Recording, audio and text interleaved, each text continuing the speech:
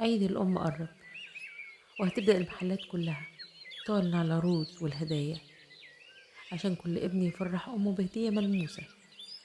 وكل وسائل الإعلام المرئية والمسموعة هيكون كلامها كله عن عيد الأم والعروض والمنتجات اللي بيروجوا لها بالمناسبة دي كهدية للأم.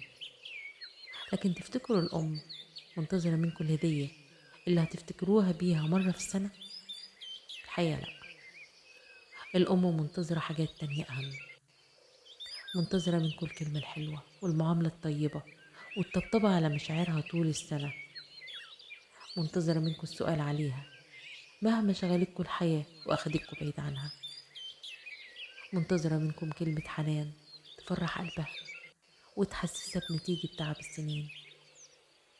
منتظرة منكم مكالمة تطمنوا فيها عليها وتطمنوها إنكم فاكرينها. منتظرة منكم زيارة تفرحوا قلبها بيها وتحسسوها باهتمامكم. في أمهات كتير للأسف تعبت وكبرت وربت وسهرت وعلمت، ولما الولاد كبروا مشيوا وسابوها، ما هنش عليهم حتى مكالمة يسألوا بيها عليها بحجة إنهم مشغولين بظروف الحياة الصعبة. وده بنشوفه ونسمعه الأيام دي كتير. حكاية سمعتها من كام يوم وجعت قلبي قوي.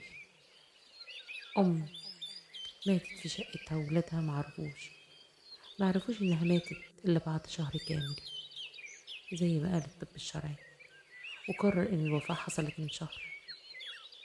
نتيجة إنها وقعت وما قدرتش تقوم، فضلت مكانها لحد ما ماتت ومحدش حس بيها. ولادها عرفوا بالصدفة لما حد منهم افتكر إنه له أم وراح يبص عليها.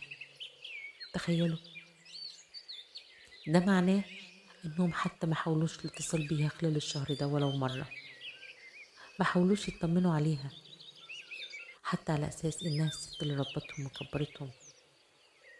نسيوا إن ربنا وصاهم بيها وخلى الجنة تحت أقدامها. نسيوا إن ربنا هيكرمهم ويوفقهم بدعوة منها. صدقوني دعوة أم ليكم هتفتح قدامكم أبواب الكتير،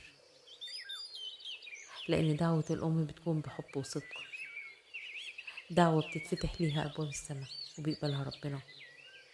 راعوا أمكم في حياتها وبروها، أفضل من إنكم تبكوا عليها لما تقابل رب كريم.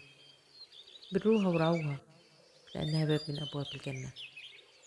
هي دي هديتكم الحقيقية ليها اللي هتاخدوا انتوا أضعاف تمنها.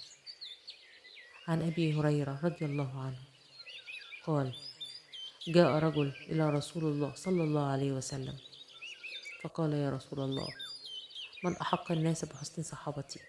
قال: أمك. قال: ثم من؟ قال: أمك.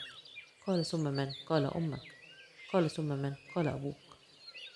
وقال رب العزة: بسم الله الرحمن الرحيم: وقضى ربك ألا تعبدوا إلا إياه وبالوالدين إحسانا إما يبلغن عندك الكبر أحدهما أو كلاهما فلا تقل لهما أف ولا تنهرهما وقل لهما قولا كريما. صدق الله العظيم. راعي أمك وأبوك في حياتهم أفضل بكتير من بكاك عليهم بعد وفاتهم. يا رب احفظ الأحياء منهم وارزقنا برهم، وارحم من مات منهم وأصبحوا في رحاب رب كريم.